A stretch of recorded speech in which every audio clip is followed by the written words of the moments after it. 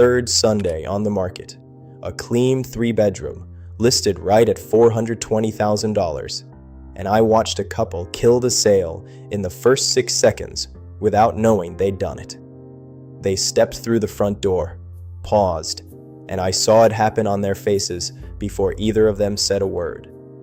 The wife's smile went tight and polite. The husband glanced down the hallway and back at the door he'd just come through. Nothing was wrong with the house. Good bones, fair price, fresh listing. But something in that entryway told them this isn't yours. And once a buyer feels that, the showing is already over. Here's what they were reacting to. The stuff the sellers were proudest of. A faint layered smell that says dog, even though the dog was boarded across town for the weekend. A deep burgundy accent wall in the living room that swallowed the light and shrank a good-sized space. A hallway lined shoulder to shoulder with family photos, 20 years of graduations and vacations. So every stranger walking it felt like they'd wandered into someone's private life uninvited. And a back bedroom converted so completely into a craft studio, with the custom shelving and the mounted spools, that no buyer alive could picture their kids sleeping in it. That couple did a quick loop, under 4 minutes. No second look at the kitchen, no questions about the roof, no lingering in the yard. Gone. And the sellers stood in the driveway, telling me how much everyone always loves their home. That's the trap, and almost every seller walks into it. Somewhere along the way, you got told to make it your own. Show your personality. Let buyers see the character of the place. You half remember that advice, so you decorate to impress. You lean into your taste. And it feels right, because who doesn't want to be complimented on the home they've poured themselves into? That's the pull. It costs you nothing to keep your house exactly the way you love it, so you do. Some sellers go further and spend real money making the problem worse. They pay a stager a few $1,000s, or they sink cash into a bold renovation built around what they wanted, and they end up with a home that fits one buyer in 100 instead of 90. Now here's the part that turns all of this on its head. The things sinking your sale are usually the exact things you're most proud of. The wall color you chose so carefully, the photos you framed with love, the room you built around your life. An old broker taught me this early, walking me through a house that wouldn't move. A home doesn't sell to you. It sells to a stranger who has to be able to forget you were ever here. So today, I'm going to walk you through 7 things you need to get out of your home before a single buyer sets foot in it. Most of them fixable in one weekend for little or no money. But understand what we're really doing. We're not making buyers love your taste. We're making them stop seeing you at all. Let me get one thing straight before we go down the list, because it's the idea everything else hangs on. A buyer doesn't buy a house. They buy a feeling. The feeling of their own life happening inside those walls. Their coffee on that counter. Their kid down that hallway. The second something forces them to see your life instead of theirs, that feeling breaks. And a broken feeling doesn't write an offer. Once your home goes on the market, it stops being your home. It's a product now, and products sell on wide appeal, not on personal taste. So every single thing on this list is something that quietly shoves buyers back out the door, usually while you're standing there thinking it's the best part of the place. Let's start with paint. Bold color is the first killer, and it's the one sellers fight me on the hardest. That deep red dining room, the navy bedroom, the trendy dark green everybody put on one wall 2 years ago. You love it. To a buyer, it reads as a job. They stand there doing math in their head, adding a primer and coats and a weekend they don't want to spend. And that number comes straight off their offer. Or they just leave. Neutral doesn't mean boring builder beige either. A warm, soft, easy tone on the walls lets a buyer picture their furniture instead of squinting past yours. It's the cheapest fix in this whole video. A couple $100s of paint can add thousands to what a buyer's willing to pay.